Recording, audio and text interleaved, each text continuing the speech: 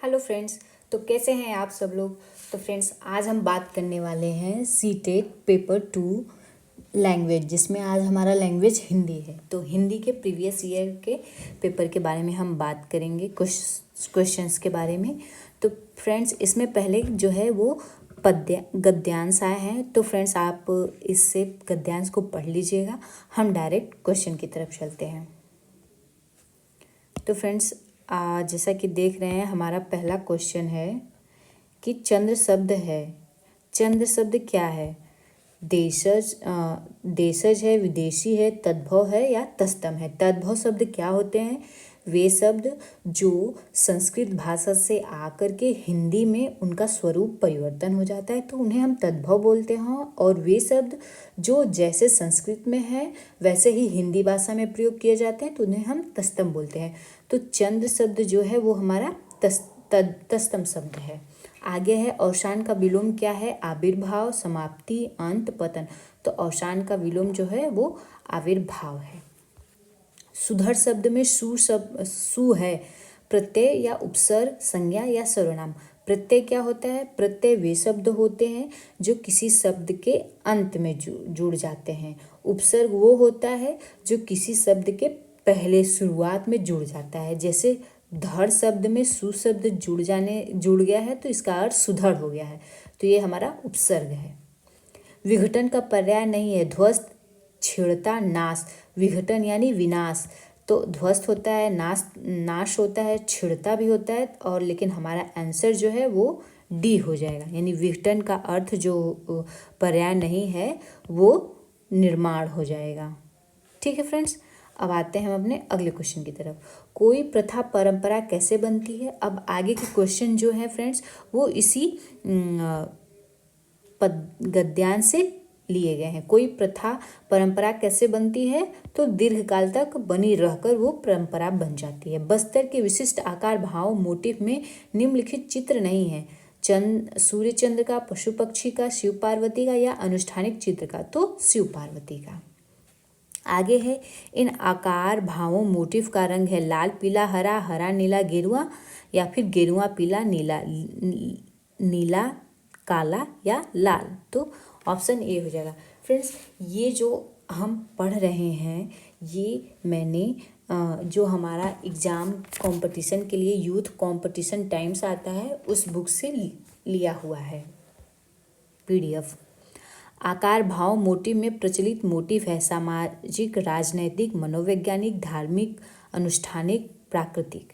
तो ये हमारा धार्मिक और अनुष्ठानिक है। निम्नलिखित गद्यांश के आधार पर कौन सा वाक्य सही नहीं है? बस्तर में बहुत कुछ बदल रहा है, पुराना होने पर किसी प्रथा को हम त्यौहार कहने लगते हैं। तो ये हमारा ऑप्शन जो है सही नहीं है। आगे हम पद्यांश है, तो ये छोटा है तो हम इसे आइए पढ़ते हैं। मैं बचा लेना चाहती हूँ जमीन का एक टुकड़ा, खालिश मिट्टी और नीचे दबे धरोहरों के साथ, उसमें शायद बची रह जाए बारिश की बूंदों की नमी, धूप की गर्माहट, कुछ चांदनी, उसमें शायद बची रह जाएगी चींटियों की बाबी, चिड़ियों की चोंच से गिरा हुआ कोई दाना, बांस का एक झुरमुट जिससे बांसुरी की आवाज़ गूंजती हो। खालिश शब्द का पर्याय है सच्चा, विशुद्ध, मिश्रित या दूषित। तो इसका ऑप्शन बी हो जाएगा, विशुद्ध।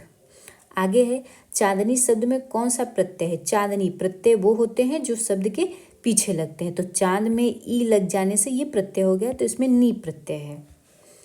आगे है कवियत्री क्या नहीं बचाना चाहती है? जमीन का टुकड़ा, धूप की गर्माहट, कुछ चांदी। तो फ्रेंड्स ये सब तो कवियत्री बचाना चाहती है। अगर नहीं कुछ बचाना चाहती है तो विस्फोटक ध्वनियाँ। मैं बचा लेना चाहती हूँ जमीन का एक टुकड़ा पंक्ति से अभिव्यक्त है उपभोक्तावादी संस्कृति पर एक कटाक्ष, मनुष्य और प्रकृति के आदम रिश्ते की छटपटाहट, प्रकृति के रक्षण पर रोष, प्राकृतिक संपदा की रक्षा। तो हमारा ऑप्शन बी करेक्ट है। प्रस्तुत कविता के संदर्भ में किस धरोहर का उल्लेख नहीं है? कुछ चांदनी, धूप की गर्माहट, बारिश की बूंदों की कमी या चिड़ियों की चहचहाट। तो इसमें ऑप्शन डी है, चिड़ियों की चहचहाट का कहीं भी उल्लेख नहीं है। कविता में बांस के झुरमुट से बांसुरी के संबंध का आशय है। कविता में बांस के झुरमुट से बांसुरी के संबंध का आशय है बांसों में छिपी बांसुरी की आदिम लय की खोज, बांसों से नष्ट होते होते जाने की चिंता, बांसों के बजाय अन्य धातुओं से बांसुरी बनने की पीड़ा, बांसों के घने जंगल के बढ़ते जाने का डर। तो हमारा ऑप्शन जो है ए करेक्ट हो जाएगा। आगे है, निम्नलिखित में से कौन सा सिद्धांत राष्ट्रीय पाठचर्या रूपरेखा 2005 के 5 निर्देशित सिद्धांतों में शामिल नहीं है? ज्ञान को विद्यालय के बाहर के जीवन से जोड़ना, ये भी शामिल है। यह सुनिश्चित करना कि अधिगम रटंत अधिगम पर आधारित न हो, ये भी शामिल है। पाठचर्या को इस प्रकार से समृद्ध करना है कि वह बच्चों के समग्र विकास में मदद करे और पाठ्य पुस्तक केंद्रित न हो। पाठ्य पुस्तक केंद्रित न हो। एक व्यावसायिक अध्यापक की भूमिका निभाना, तो इसमें जो है ये हमारे रूपरेखा में शामिल नहीं है। तो हमारा फ्रेंड्स ऑप्शन जो है सी करेक्ट हो जाएगा। पाठ्य पुस्तक केंद्रित न हो, तो इसमें ऑप्शन जो है सी नहीं फ्रेंड्स, इसमें ऑप्शन डी करेक्ट होना चाहिए, क्योंकि एक व्यावसायिक अध्यापक की भूमिका निभाना ये किसी भी राष्ट्रीय पाठचर्या की रूपरेखा में नहीं है। तो हमारा ऑप्शन जो है वो डी करेक्ट होगा। एक व्यावसायिक अध्यापक की भूमिका नहीं निभाना, अगर टीचर ही व्यावसायिक अध्यापक बन जाएगा तो वो पठन पाठन की क्रिया को अच्छे से नहीं कर पाएगा। भाषा की अंतर संबंधी व्याख्याओं में क्या शामिल है? ध्वनि विज्ञान और वाक्य विन्यास, ध्वनि विज्ञान और अर्थ विन्यास, ध्वनि विज्ञान आकृति विज्ञान, वाक्य विन्यास और अर्थ विन्यास, वाक्य विन्यास आकृति विज्ञान और अर्थ विन्यास। तो हमारा पहला है भाषा के अंतर संबंधी व्यवस्थाओं में ध्वनि विज्ञान और वाक्य विन्यास है। किसके द्वारा शिक्षार्थियों को व्यक्तिगत भूमिकाओं के आवंटन के बिना शिक्षित संदर्भों में लक्ष्य भाषा के प्रयोगों के अवसर दिए जाते हैं? अभिव्यक्ति, सिमुलेशन, रोल प्ले या प्रतियोगिता। तो इसका हमारा ऑप्शन ए करेक्ट हो जाएगा। बच्चे भाषा सीखने की क्षमता के साथ पैदा होते हैं, यह मुख्यतः किसका विचार है? तो ये नाम चामोस्की का विचार है। मैंने चाट खाई और फिर मैंने हंसी, शर्मिला का यह भाषा प्रयोग मुझे किस ओर संकेत करता है? मैंने चाट खाई और मैं फिर हंसी, यहाँ फिर के बाद मैं होना चाहिए, फिर के बाद मैं होना चाहिए, लेकिन मैंने है, तो व्याकरणिक नियमों की जानकारी न होना। हमारा ऑप्शन ए करेक्ट हो जाएगा।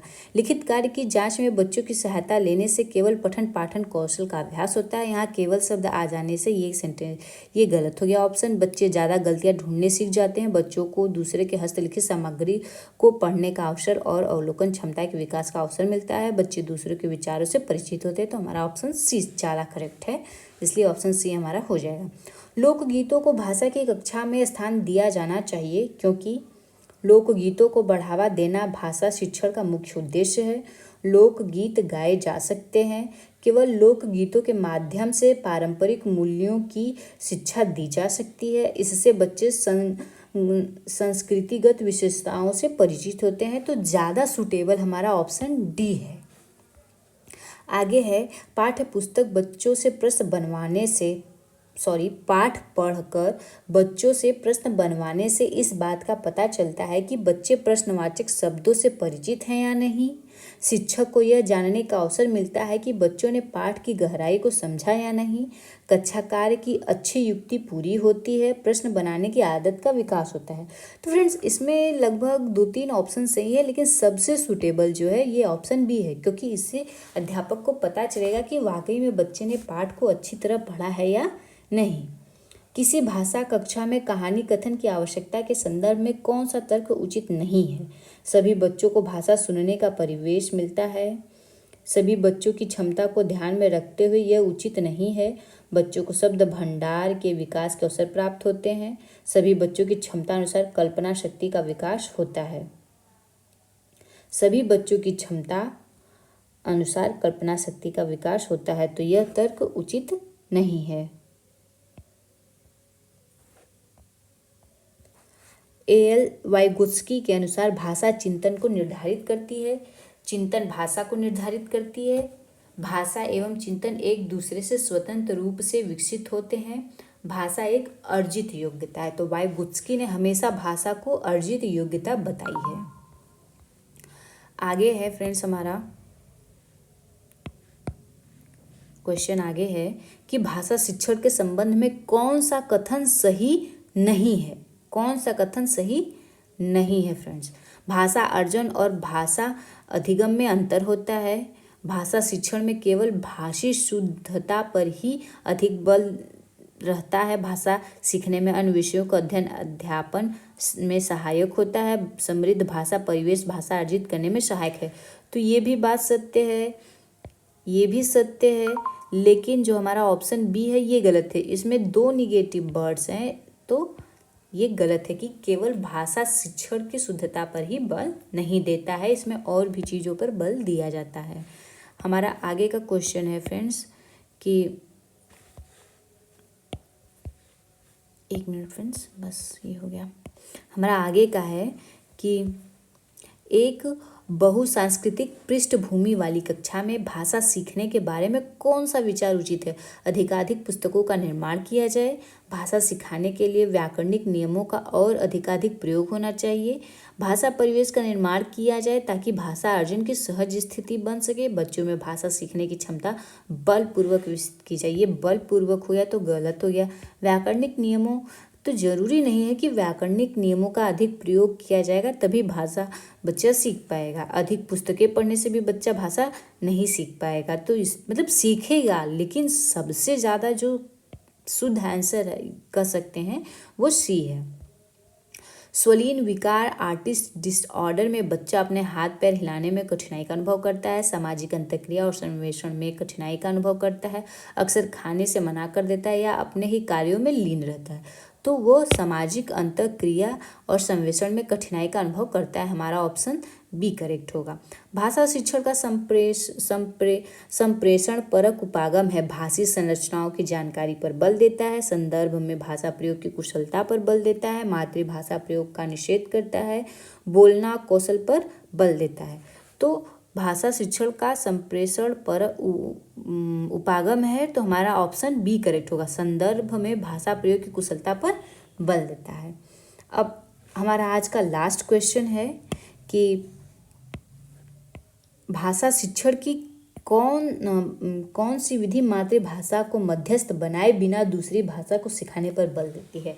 द्विभाषी विधि, अनुवाद विधि, व्याकरण एवं अनुवाद विधि या प्रत्यक्ष विधि? तो हमारा ऑप्शन जो है वो डी करेक्ट हो जाएगा। द्विभाषी विधि में जो है भाषा शिक्षण में मध्यस्थ मातृभाषा को मध्यस्थ बनाने के लिए कहा गया है। अनुवाद में हम उसको जो है मातृभाषा में अनुवाद करते हैं, व्याकरण एवं अनुवाद में उसको अनुवाद करते हैं, लेकिन प्रत्यक्ष विधि में हम डायरेक्ट जो है मातृभाषा का प्रयोग किए बिना ही उसे जिस लैंग्वेज में बताना है उसी भाषा या लैंग्वेज में हम उसको बता देते हैं। तो हमारा ऑप्शन डी करेक्ट हो जाएगा।